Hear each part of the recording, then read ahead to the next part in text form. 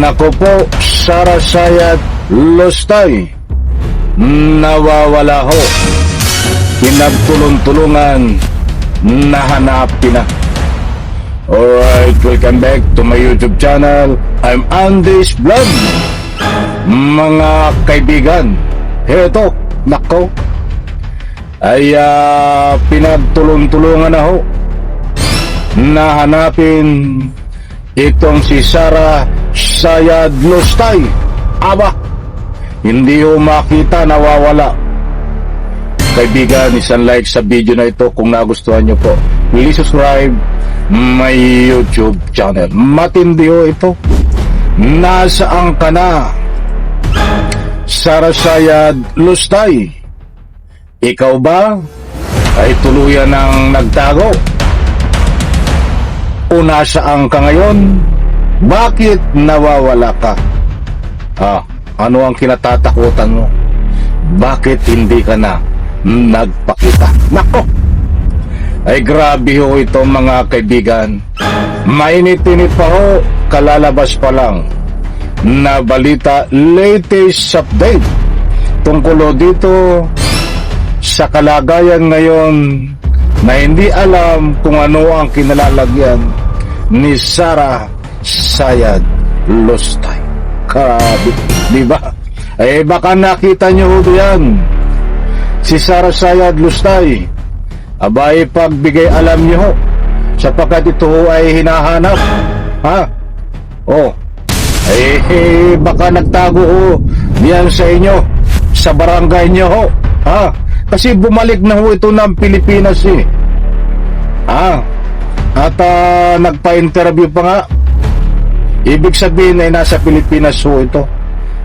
Baka sumakay ng eroplano papuntang ibang lugar, ba't nasa Pilipinas lang? Kasi ang lumalabas na bulong-bulungan ay sumakay daw ito ng eroplano na mataan, na may pupuntahan. Ba't sa Pilipinas lang pupuntahan? Ay baka talagang tuluyan nagtago ito, mga kaibigan. But anyway, ito mga kaibigan na naghahanap sa kanya. Marami ho at pinagtutulungan siyang hanapin dahil siya po ay nawawala, hindi nagpapakita.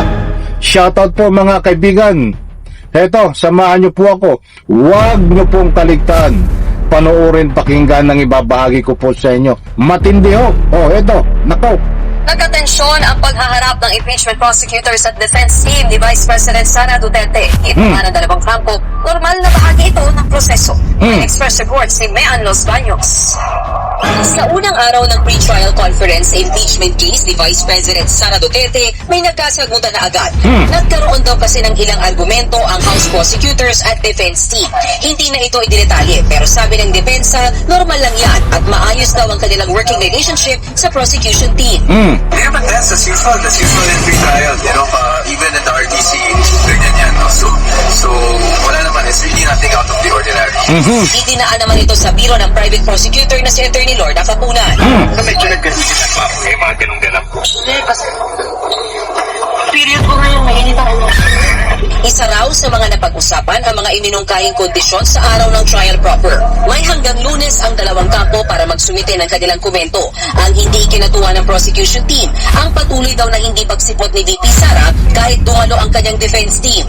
Vice President Sara Duterte was not personally present during the pre-trial conference, despite earlier statements that she expressed readiness and willingness to face the charges at the proper court. The explanation is that you are not serious or talagang... Ayan mga kaibigan, ito po yung naganap ng pre-trial.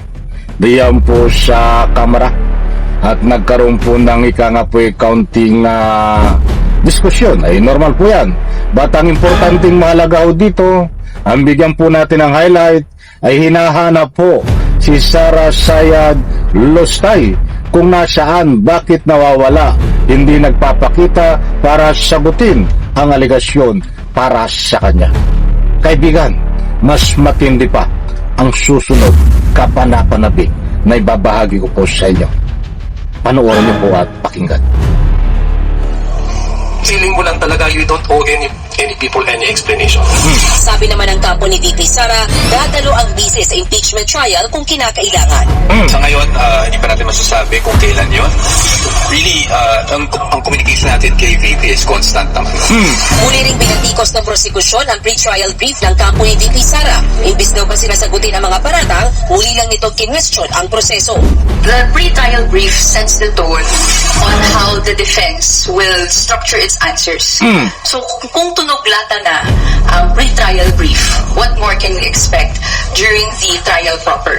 Maganda sana kung meron silang maipapresenta na mga witnesses na magpapatunay kumbaga na sila si Cocoy Villaming, sila si Mary Grace Viatos, wala doon, hindi natin nakita sa kanilang pre-trial brief.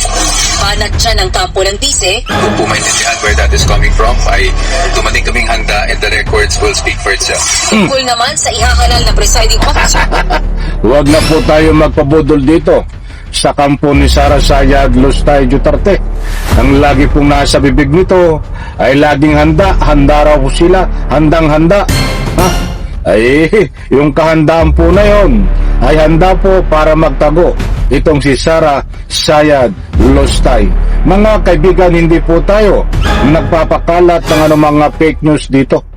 Maliwanag naman ho ang sinasaad sa binahagi po sa inyo na balita buhat sa News 5 na nagkaroon po ng pre-trial, subalit doon po sa pre-trial ay pinagtulong-tulungan ho ng mga tao diyan, ng mga prosecution, ng mga uusig kay Sara Sayad Lustay Duterte, at ang dami ho na nagbibigay ng anumang public opinion.